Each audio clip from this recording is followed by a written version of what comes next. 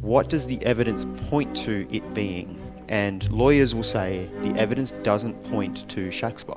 Poet and playwright were the revolutionaries and the ones that pushed ideas. This is where he floated with heresy, because he loved mathematics so much and compared it to God so much that it was teetering on the heretical. Edward de Vere aligned his name in other areas with the other monikers with numerology. It was created by 6, 2 and 4.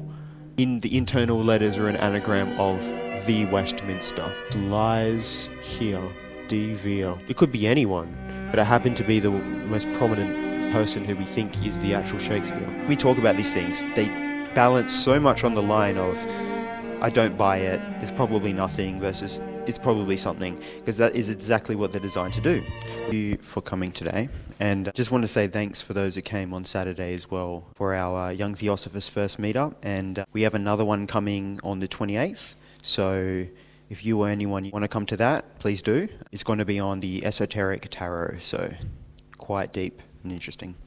So the Shakespeare authorship question is something I've been looking into for about 7 to 8 months of research. What got me into it actually was a member who mentioned it, and I ended up looking into it. And I came across this gentleman named Alexander Waugh. Now, he happens to be one of the most eloquent gentlemen that I've listened to in expressing a topic.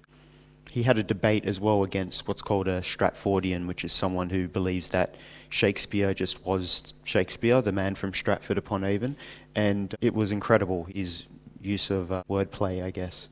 He unfortunately passed away a month from now, last year. And it was for that reason that I wanted to talk about it, is because it is an incredibly deep topic. He has contributed some incredible work to this field. A lot of people don't even know this is a field, but I would have regretted not to talk about him a year after he had passed. So on the screen it says, this talk is dedicated to Alexander Waugh, a man who stood at the forefront of communicating the collective research of the Oxfordian community. Through clarity, courage and wit, he gave voice to the suppressed and to the shadowed, reminding us that truth often hides in plain sight. Tragically, he passed almost exactly 1 year ago. This deep dive, this exploration, this search is a small tribute to his immense work he left behind. His passion lit the path we simply follow. Another one is Alan Green. So Alan Green has dedicated his life to solving who Shakespeare is. And he's uncovered some incredible findings. Too much for one single hour to even talk about. Most of what we'll talk about today is even a small slither of what he's uncovered. So he deserves a massive shout out as well.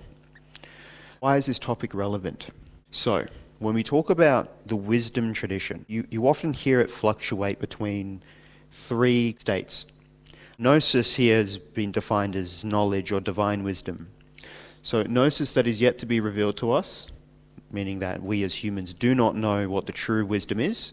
Gnosis is veiled from us, and the elevation of reason, morality, consciousness is required for us to uncover it, and we are on a mission to uncover it. So this type of conversation is normally exploratory. What is divine? What is true? What is wise? But there's another conversation, which is that gnosis has already been revealed to us, but has been lost or hidden. And this is normally conspiratorial in nature. Often comparative mythology occupies this space where there's an idea that the truth has been out there in the past and these ancient cultures have been talking about it or alluding to it through their various myths, and we have to uncover it. That's another conversation on this wisdom tradition. And the third is that gnosis has been revealed to us, but we haven't realized what it is. So this kind of occupies a grey area where it is almost, as I say here, it's with Buddhism is similar to this, where particularly the Zen flair of Buddhism says that it's right in front of you, you just don't know what it is. There's no enlightenment above what is right now. So, the second state is what I wanted to focus on here. Gnosis has been revealed to us, but it's been concealed and hidden. And this conversation entertains a lot of conspiracy. So The idea is that there's a cabal or a shadowy, nameless, faceless group that has hidden the truth from us in this world. This raises a lot of alarm bells to most people. Most people think the idea of conspiracy is ludicrous. But I think this has damaged us in a way because there are instances in which conspiracy does exist. And this is what I think the Shakespeare authorship question touches on. I think this is a true conspiracy of the purest sense, and there's a lot of evidence for it. So, thesis here is there likely existed a hidden intellectual society predating modern secret orders, whose influence shaped the works and ideas of many great thinkers throughout history. One compelling piece of evidence is the deliberate concealment of Shakespeare's true identity, achieved through intricate layers of esoteric symbolism and encoded knowledge. So, what is the Shakespeare authorship question? Apologise for a wall of text. It's the only one in there, I promise you, I think. The Shakespeare authorship question is the theory that William Shakespeare of Stratford upon Avon was not the true author of the plays and poems attributed to him. While he was a real historical figure, some researchers believe he lacked the education, experience, and background needed to write such profound, wide-ranging works.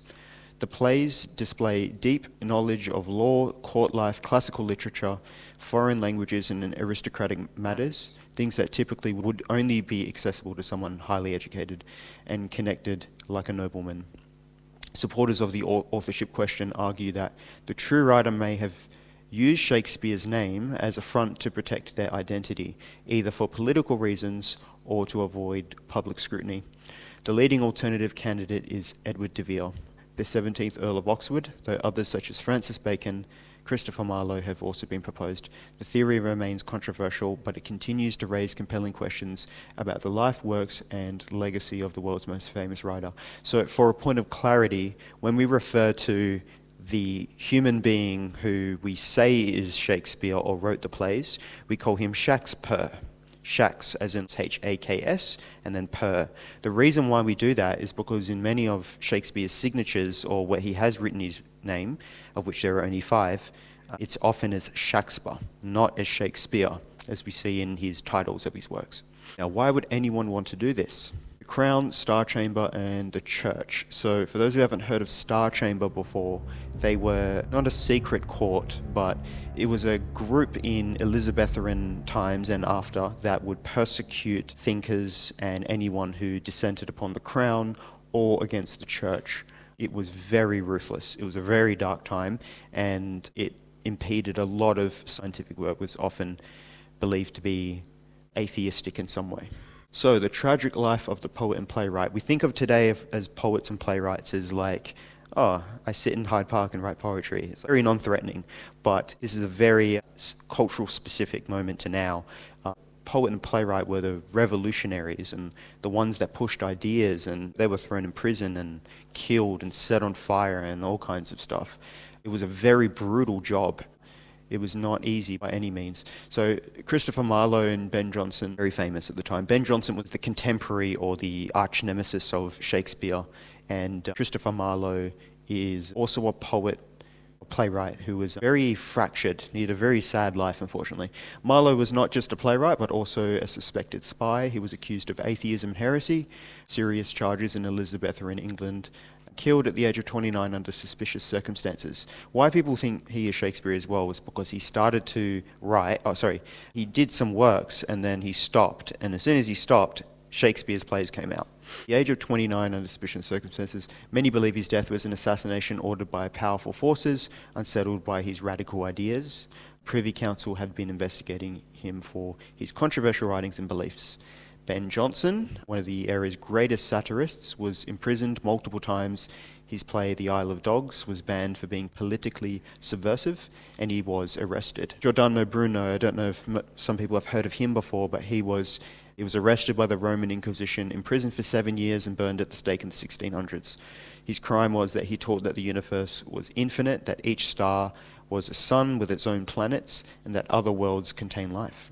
So even simple ideas that we take for granted now couldn't fly back then. So this is a reason why things had to be encoded, why someone who is highborn might not want to say what they want to say using their own name.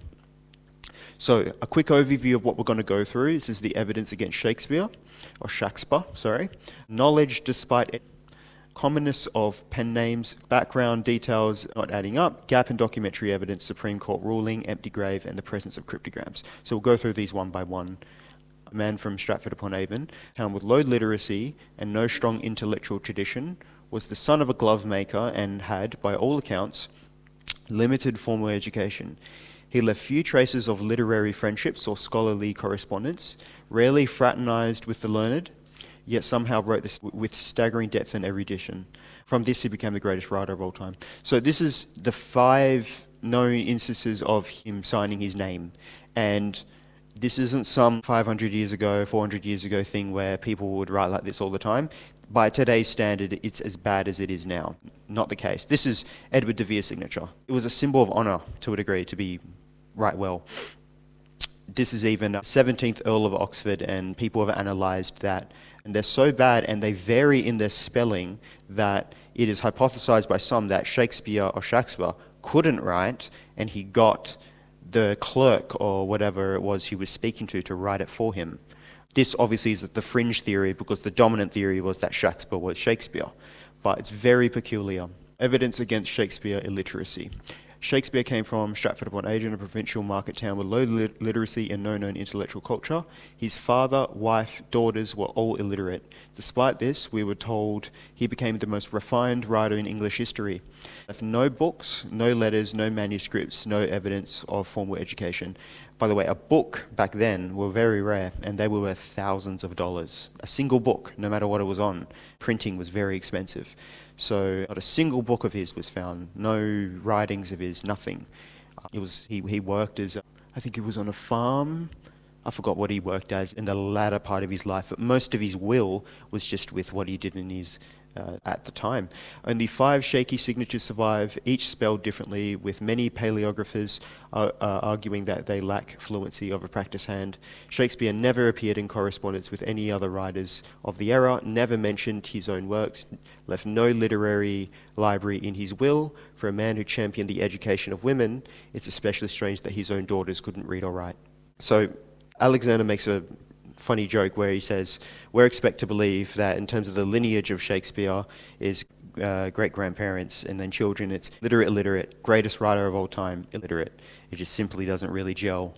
So, how did he know all of that? Fluency in Latin and familiarity with Greek, deep knowledge of European history and politics, legal expertise, aristocratic understanding of court etiquette, military terminology, navigation and maritime knowledge, falconry, fencing and hunting, high-level philosophical and esoteric thought, familiarity with Italian geography and customs.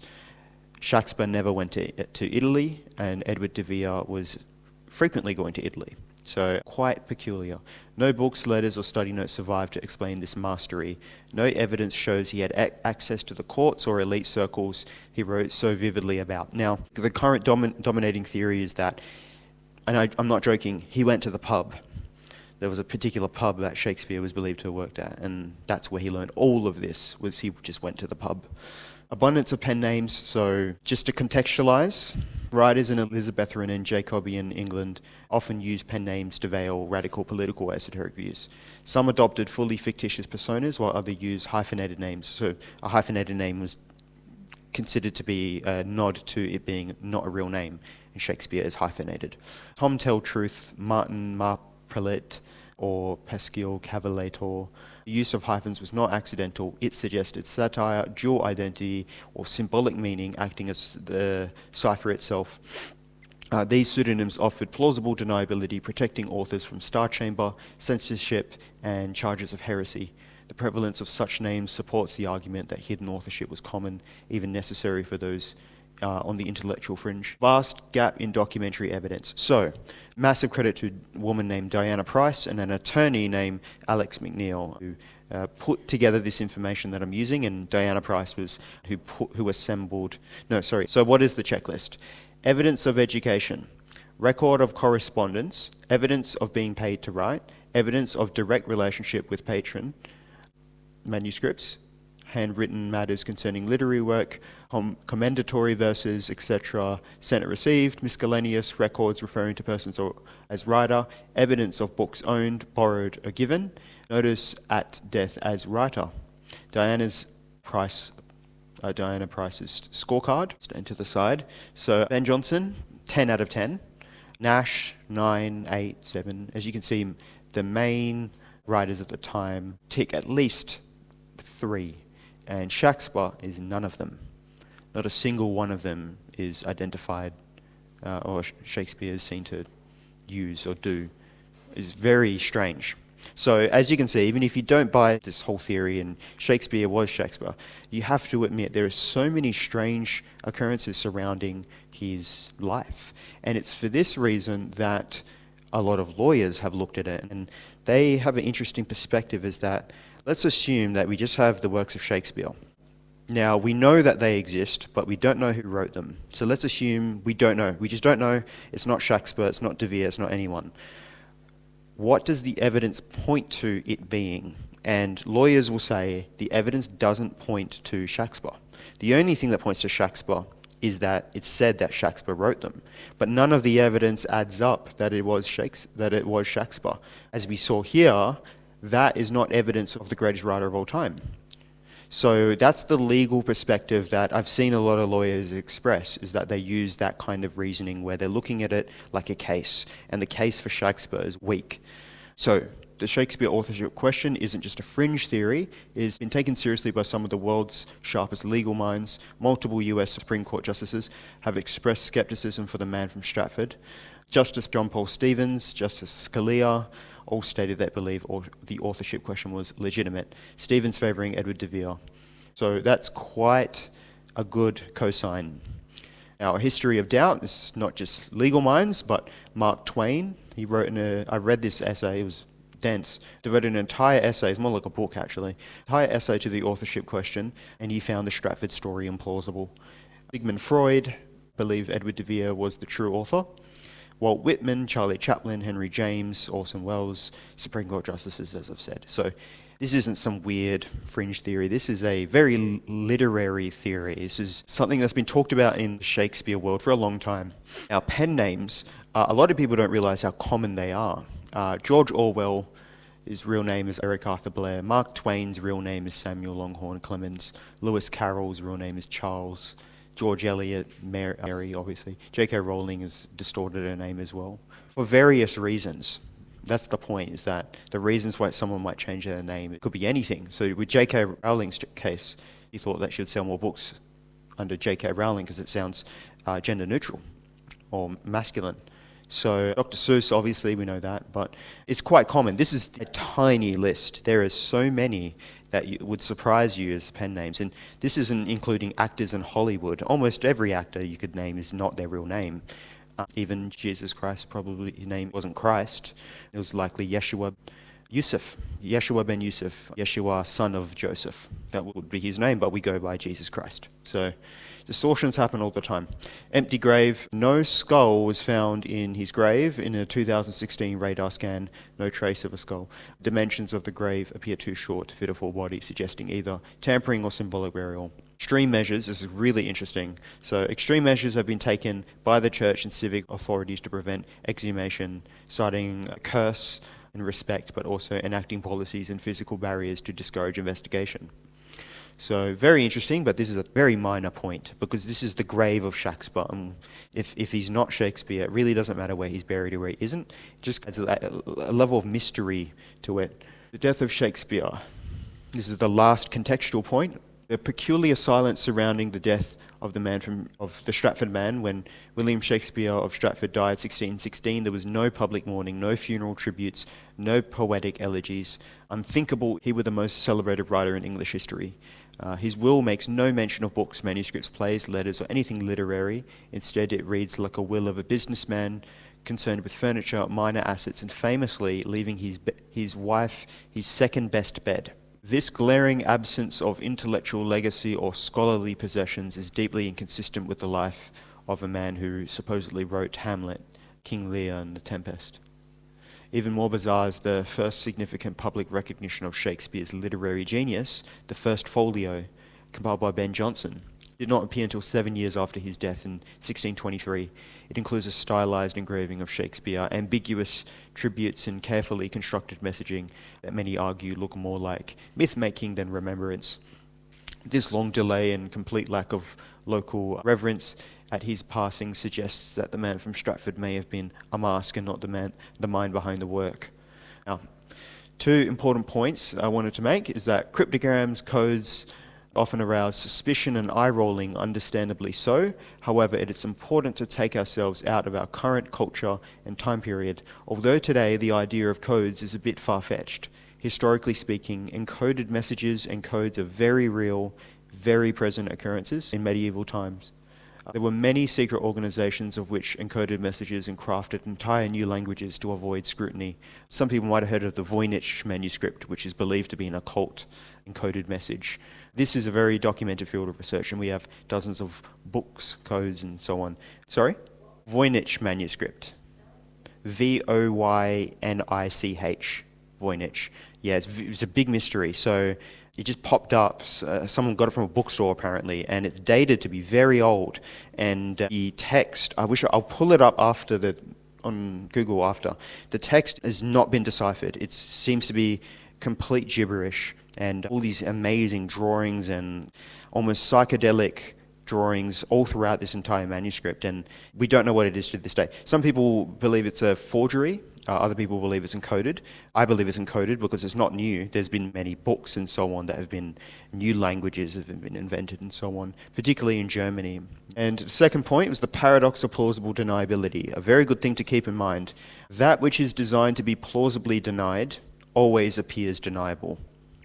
When people search for conclusive evidence, there often is none. So when we talk about these things, they, balance so much on the line of, I don't buy it, it's probably nothing, versus it's probably something, because that is exactly what they're designed to do. Because at the time, they were trying to avoid persecution. If it was easily interpreted as a code or a meaning of some sort, then they would just be arrested. So the doubt that you might feel about certain kind of facts, you're supposed to feel doubt about them, and that's what's so tricky about a lot of this stuff. Bear in mind that logic can then be used to justify a lot of nonsense. So you just have to be so careful. How do we mitigate this issue? Repetition. So the more that you see the same thing occur, the more you can develop a case that it is a phenomena that you're seeing and not just some random occurrence. So anything that we cover, we want to see it repeated. So who was Shakespeare? Prominent candidates, Marlowe, de Vere, and Bacon. I'm sure a lot of people have heard of the Bacon theory. So Francis Bacon he is a long resume of what he is. Genius, a lyricist. He created codes himself. I think I spoke to Bill Keaton, and he did a talk 15 years ago on the Shakespeare authorship question, and he said that it was Bacon. And he said in the Akashic records, for those who subscribe to the Akashic records idea, it said that Bacon was Shakespeare. So there's that. I would love to cover Bacon one day, but there was just so much on de Vere. And it's so incredible that I just had to go into de Vere. Proponents claim Bacon had the education, literary skill, political insight reflected in the plays. They point to hidden ciphers, wordplay, and philosophical themes aligning with Bacon's writings. Some believe he used Shakespeare as a front to protect his high status and to avoid political repercussions. Doesn't really seem in character for Bacon that much, to be honest with you, but maybe I'm wrong. Bacon's connections to secret societies like the Rosicrucians and Freemasons had intrigue suggesting hidden agenda of enlightenment. Though dismissed by mainstream scholars, as all of the candidates are dismissed by mainstream scholars, the theory remains a cornerstone of the Shakespeare authorship debate. And Marlowe, this is skipping through two things. The Marlovian theory posits that Christopher Marlowe faked his death in 1593 to escape political persecution.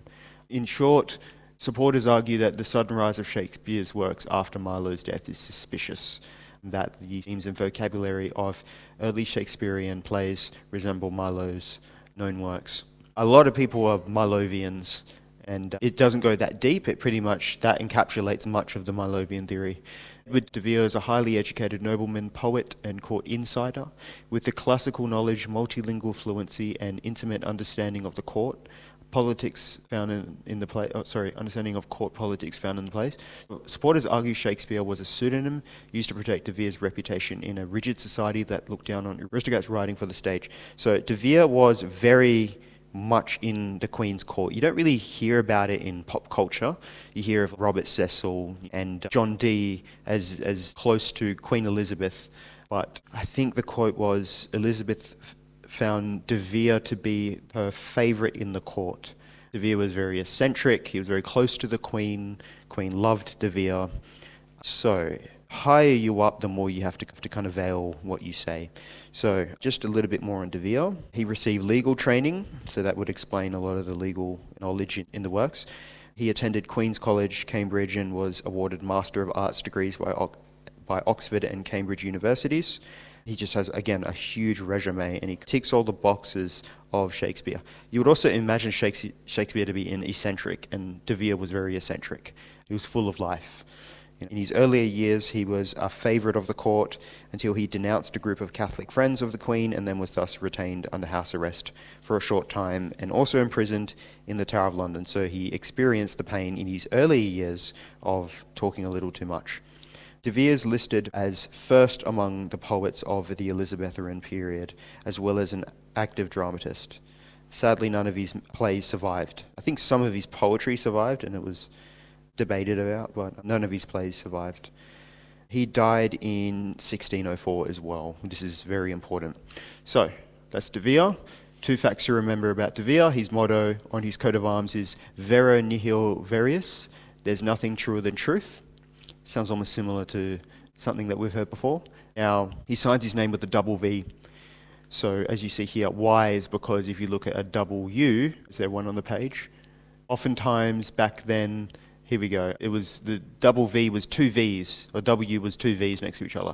And the double V was a perfect signature is because it's vero, nothing in between, nihilism, nothing, and then verius, so V, nothing, double V. That's why he signed his name like that. Who covered it up? And the theory is that it was John Dee, the magus and astrologer of the Queen. Dee was the Queen's astrologer. He was the one who determined everything that she did in terms of the dates that she did it on, her coronation. When she went to war, she would check with John Dee what the stars would say. A little bit on John Dee here. He selected the date of her coronation. Dee's extensive library and network of correspondence across Europe gave him access to a wide range of information, which he often summarised for the Queen. So, he was the eyes and ears of the Queen. He presented her with esoteric ideas about imperial destiny. He envisioned Queen Elizabeth as the Virgo goddess queen. And a lot of people don't know, Queen Elizabeth was an alchemist. She was one of the only monarchs that practiced alchemy. And it's believed Dee was the one that taught her because he's written so many works on alchemy. He's written some, I love his works. It's all in PDF online, John Dee. Definitely look into him. He's one of the great minds of alchemy. Now, as you see at the bottom, it's believed he signed his name with a 7. And when they were for the eyes only of the Queen, there was the double O. And this is where 007 came from. He was the original 007, the eyes and ears of the Queen. This is him here. His core philosophy is mathematics is God. Geometry, the architecture of the universe, is everything. And as you can see him depicted with a very familiar compass on the earth, measuring the kind of creation of God, holding the earth in his hand, quite incredible. This is a painting of Queen Elizabeth with eyes and ears all over her dress. Right, something in lips as well. Quite interesting. Now, it's important to note that in the community, the Oxfordian community, this is the frontier of what isn't known.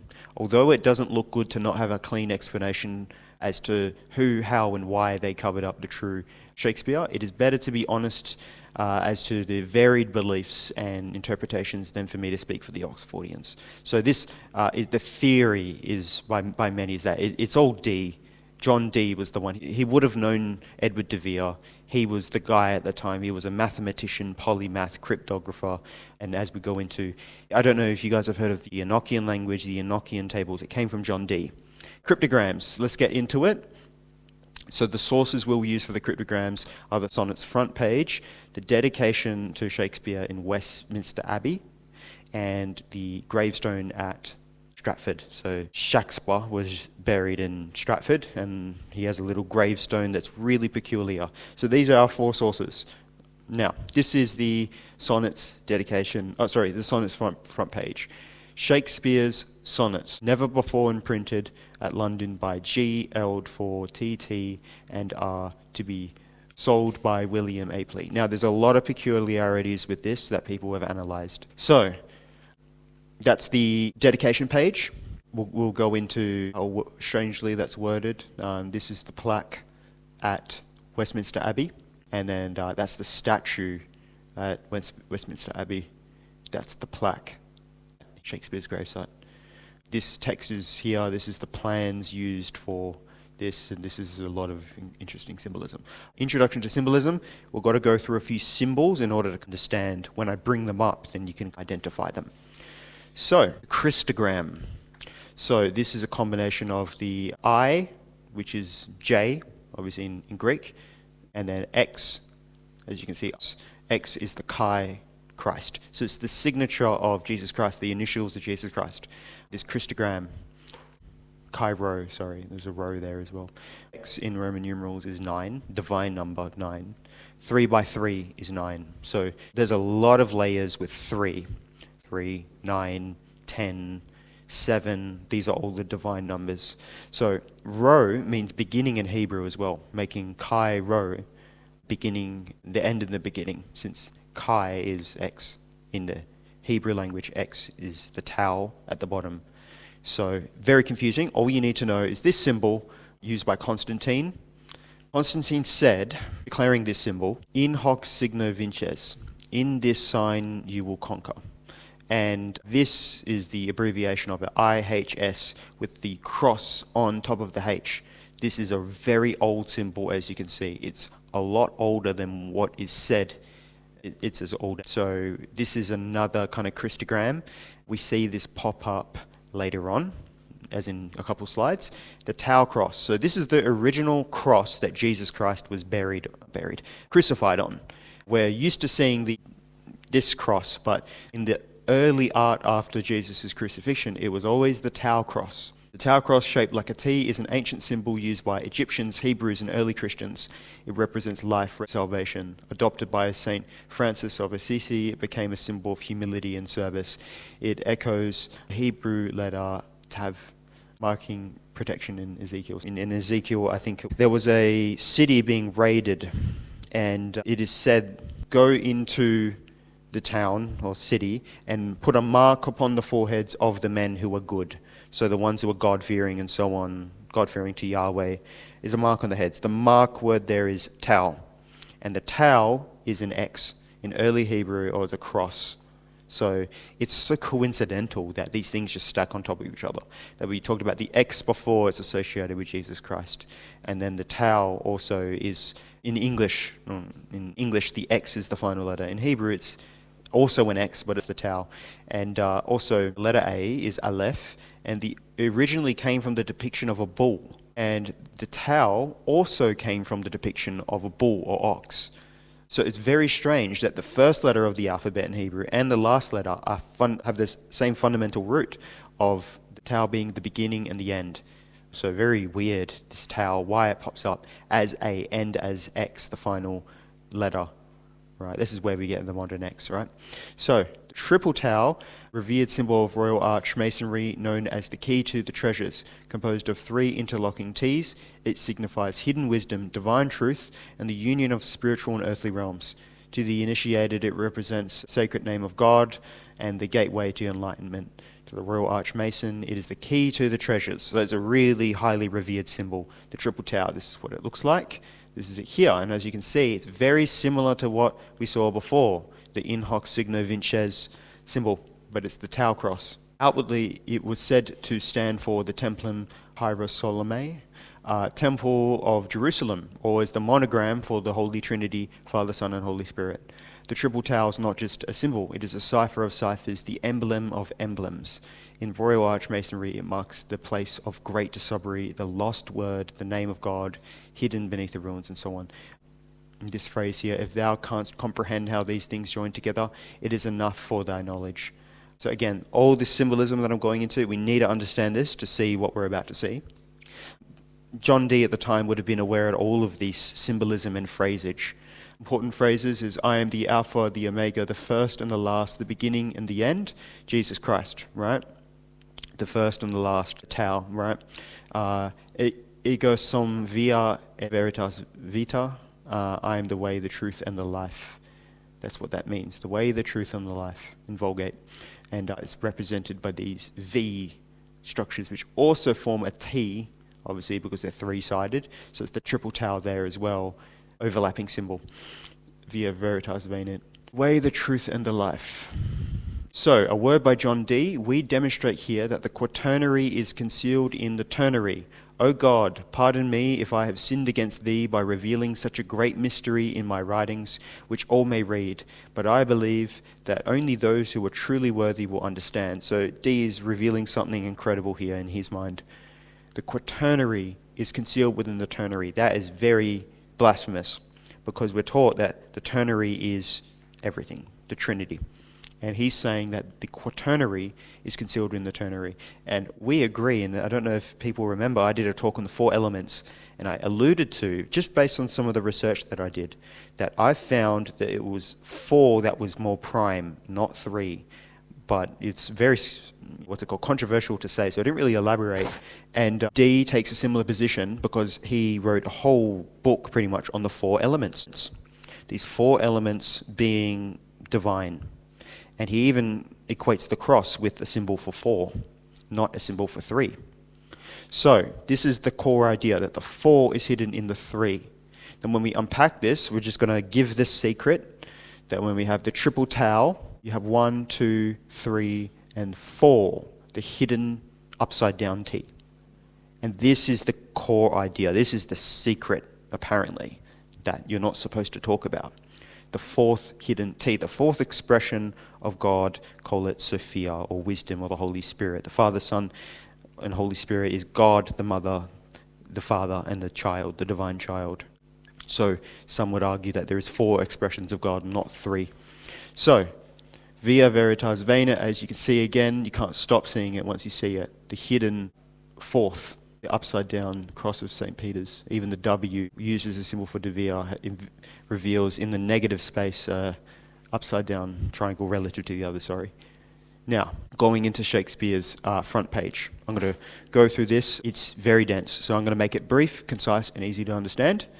So, the whole conversation is around this G. G, symbol for God, geometry, the Freemason G. This dot here is much bigger than all of the rest on the page, and just your eye is drawn to it. The G is bigger, it's in a different font, and also you can see the font variation here. It's insane. This is not standard, right? And so people believe that something's going on here. So this G is the access point here. The great architect in Platonism and Pythagoreanism, the divine is expressed through number, proportion, and form. The G symbol, often linked to both geometry and God, reflects the belief that creation follows mathematical order. The great architect represents intelligence shaping the cosmos through harmony, geometry, and eternal archetypal principles. So these men believed that God was a mathematician. Square and compass obviously are symbols which are so perfect, because the square is the material world, the compass is the curves, the circles, the immaterial world. Now in mathematics, you can't square the circle. The circle is infinite because pi is infinite. So the circle has an infinite perimeter and the square has a finite perimeter. So it's the infinite and the finite on top of each other. The problem of the squared circle is the problem of how are we divine but we exist in the material for elements. So this is the general idea. These Platonists, these Pythagoreans, right? They believe that God was a mathematician and he architected everything, right? Now, we see this dot, it forms if we draw a line to these points, and there's a reason why these points are specific, is because they produce perfect 4 right-angled triangles. And I'm not a math person that much. I'm like, who cares? I don't understand why this was a big hype. And then you look into it, and you find out that for one right-angled triangle is a 1 in 60 chance. it's very unlikely that you're going to produce this. But if you put a 1 in 60 on one right angle triangle occurring, by the time you get to 4, you have 1 in 13 million. And how we can verify that is this something is Green did all of this incredible work, and he used Thales' theorem and found that it produced a circle, a perfect circle. They intersect at the line of the circle. Interesting. I'm like, okay.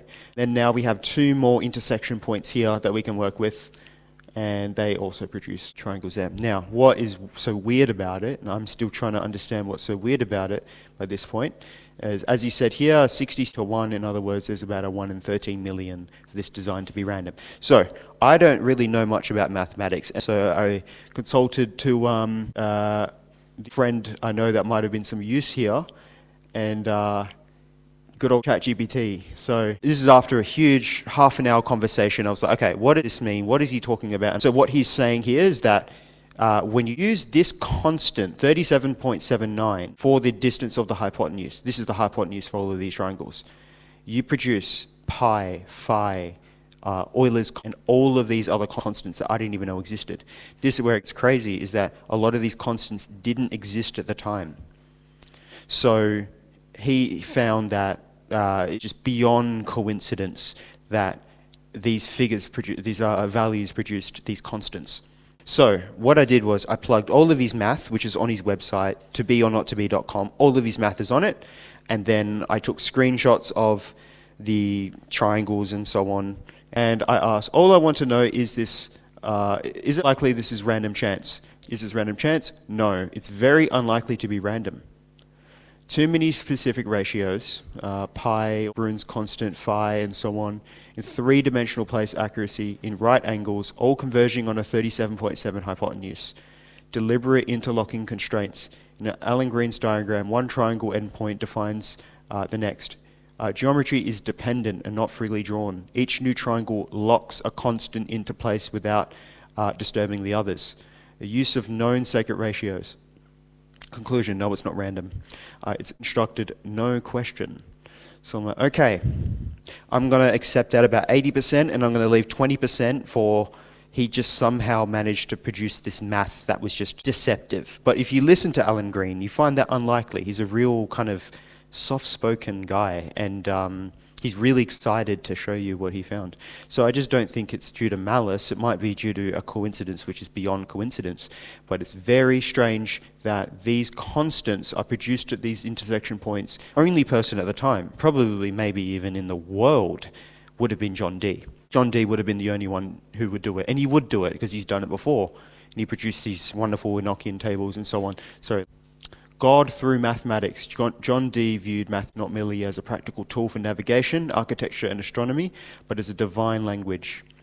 To Dee, geometry, especially the triangle, was not just a neutral shape, but a symbol of mystical truth. This is where he floated with heresy, because he loved mathematics so much and compared it to God so much that it was teetering on the heretical. Okay, so Enochian table. This is the table that he got from speaking to angels through his testimony, and possesses 624 squares, and it was delivered on the 6th of the 2nd, 24th of the 6th, 624. Feast day, St. John the Baptist, the patron saint of Freemasons, was also on 6th of the 24th. Freemasonry itself began on 24th of June, 624, and 20 years later, the death, because it's believed that it was a faked death, of de Vere occurs on the 6th, 24th day. Baptism of Shaksper, 4th of the 4th. A reversal of 624. So we have this 624, 624, 624. Okay. Edward de Vere aligned his name in other areas with the other monikers with numerology. It was a very common thing to align your name with numerology. John Dee aligned his name with 7. It was a John Dee.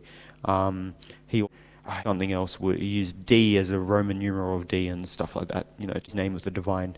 Edward de Vere, 64, Earl of Oxford, 426. The sonnet's dedication. So, this is the dedication written by T.T. Thomas Thorpe.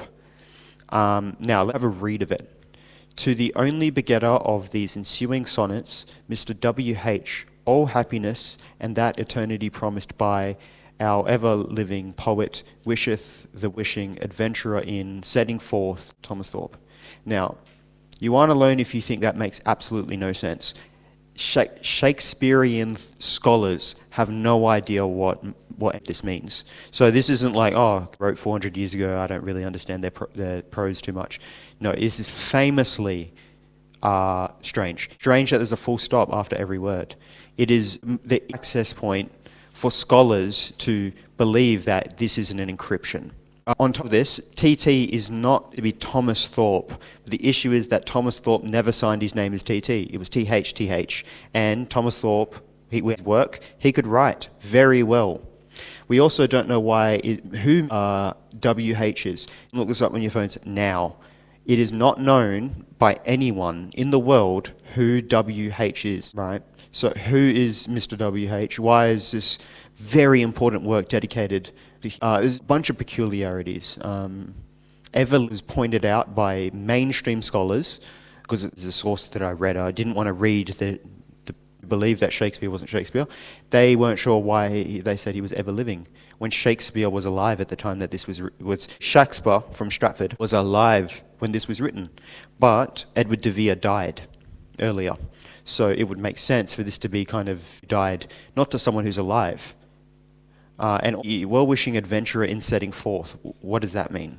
It's very peculiar. So if this is a code, let's apply a key to it, right?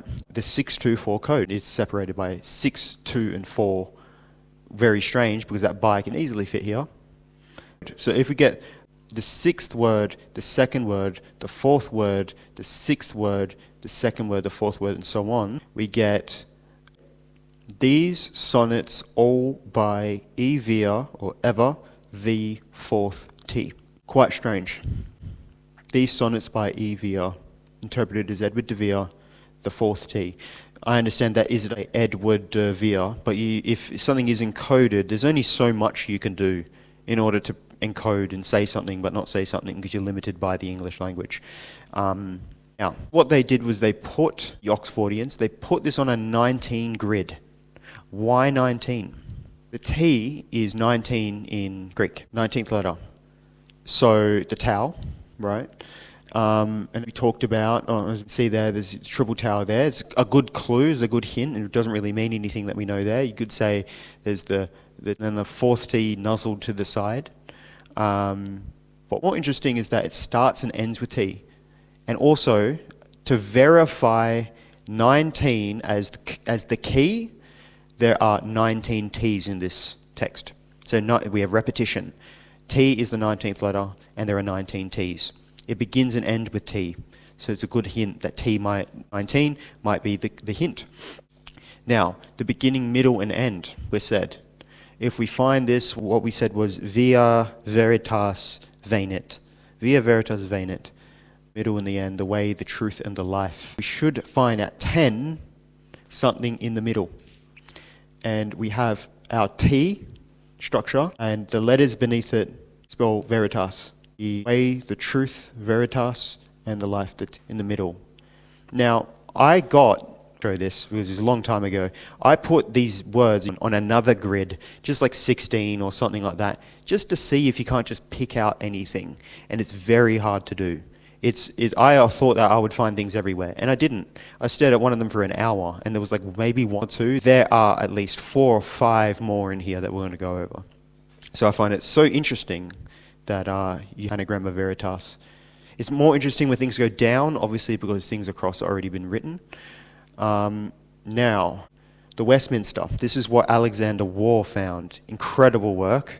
He found that under 3, the next divine number, you have this here structure in the shape of, that's the Westminster, and again in the internal letters are an anagram of the Westminster. Now I thought, okay, is there anything else to do with the Westminster? That's it there, it's a beautiful building. And also which Westminster? There's multiple, right? So the Y, so we can get this out of the way, Y back then functioned as a TH. So when you see like ye old hub or something, it's not ye old, it's not said ye, it's the old hub. So that's a TH. And here we have South Aisle. So and I forgot to mention, it's in a St. Peter's cross, an upside down cross. So St. Peter, South Aisle. Go figure that the Westminster Abbey used to be called St. Peter's Church. The South Cross aisle is, where is it? This here, this South Cross aisle right there, and it's called Poets' Corner. That's what the South Cross aisle was called. And many of the great poets were buried there. Now, what is at the South Aisle at Westminster Abbey? Why are we talking about this? Why is it in there? Is it nothing? And we hear Vere de, which is quite interesting, in a coincidental and upside down T, the fourth T, right beneath it, fourth. And okay, about de Vere lies, quite interesting. What a coincidence that forms lies here. De Vere. It could be anyone, but it happened to be the most prominent person who we think is the actual Shakespeare. So Westminster Abbey, South Cross aisle, de Vere lies here. When we go back to the front, now that we got the front out of the way and we have had this, what Alexander Waugh did was he found that you have this from here to here. He chose to invert it and add it on top, forming an X, and he found this is what he believes is that this is a V here and an E. It points to V, D, V, ear, R-E. So de Vere, this is what he thinks, and then G being God at the corner. Right, but it forms this X, and then he found that this little intersection point obviously perfectly splits it in the middle and then intersects with this dot after this T. Why is this T important? Because it is the fourth T on the page. The fourth T dot perfectly intersects with this. And then, okay, we'll form a line there, and then you have our IX, Jesus Christ, right? You zoom out and you even have the row there, and this is what Alexander Waugh believes is signed on here. Now, he goes a step further and he goes, okay, this is pointing to something to do with the Westminster South Aisle, St. Peter's Cross. So he used this, starting at the bottom, with the South Aisle. So he placed it on top. This is the South Aisle here. Just so we're verifying here and being really accurate, South Aisle starts here at this column and ends at this wall, right? So it's not arbitrary. He didn't just pop it on there. That middle of it, and that is the end of it. And then you find here, the dot at the T is right here. And when you zoom in, it has Shakespeare there. That's the dot there. Shakespeare right at the South Aisle, which is quite interesting. Now, what is this statue sits in that very spot. And again, peculiar about it is if you look at this, this is a misquote. In the original, this is a quote from The Tempest, and in the original, this line is higher up. But it was moved down, creating this T, 4 T's in the line, and also him pointing at the word solemn temples. So, Arthur Golding, which is his uncle, said that the 17th Earl of Oxford died at his house at the Hackney in the month of June 1604 and lies buried at the Westminster Abbey. So 20 years after de Vere, his uncle said he was buried there. As you can see here, we have our ever-living poet. If we have our 3 T's, where's our 4th T? And what they've done is found, as we can see here, within this statement lies an anagram. First, we find the coat of arms of Edward de Vere, in Latin vero nihil varius. Then we find the poet. And finally, we find double V, the signature of de Vere and G, God. Reading all together, by God, double V, the poet, vero nihil varius, in the form of an upside-down triangle, revealing out a hidden 4th T. Shakespeare signs his work. There, very quickly, this is concluding. So we have our triple tau on, this is the gravestone. Original, I have it after this. In the original, these never lined up, but they made it line up. And then our 4th T is with Jesus on top. 4th T.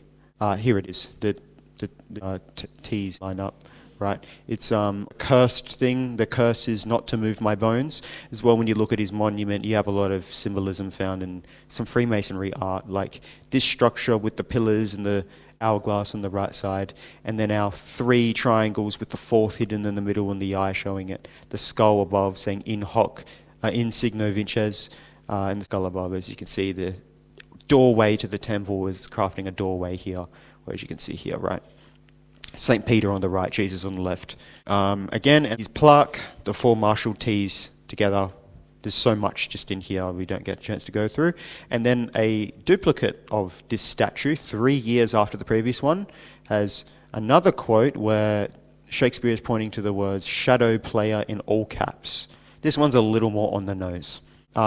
This as well is reminiscent of Templar knights when they were buried and they served in Jerusalem. They would cross their legs like this, and he's pointing to the word solemn temples. It's quite interesting, and if you invert him, he creates the Cryptogram symbol. George Washington, known Freemason, also had this crossing of the legs stance. Hanged Man as well, crossing of the leg stance with the little wings out, with his creating the brew. And the silliest one is that people have said that this is obviously horrible, that you can see a mask is on this engraving. There's these faces underneath, and this is rare. You don't get this in art, how it's done at this time period. So you have a little slither indicating that this is a mask. And this looks like a spade as well, which has all symbolism to it. Now, why Shakespeare? This is concluding. In the words of Alexander Waugh, Shakespeare is a very obvious pen name. It's a joking allusion to Pallas Athena, the goddess of wisdom and playwrights. Athena was born from the mind or will of Zeus, confronted Agamemnon by shaking or brandishing her spear, which she was born with. You have the patron goddess of playwrights shaking her spear. The shaking of the spear is a symbol for Athena using her divine will.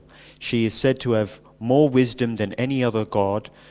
It's a play on will, shake, spear. Now, the W, as we said before, also can function as the VV. So it's the signature of de Vere putting the double V at the beginning of his name. Ilium is the Latin spelling for what we call the Iliad today. They called it the Ilium. So you have double V, Ilium, Iliad, the patron goddess of playwrights, shaking her spear. Directly linking Athena, the goddess of playwrights and wisdom, it could be more perfect. And that's it. So thank you very much.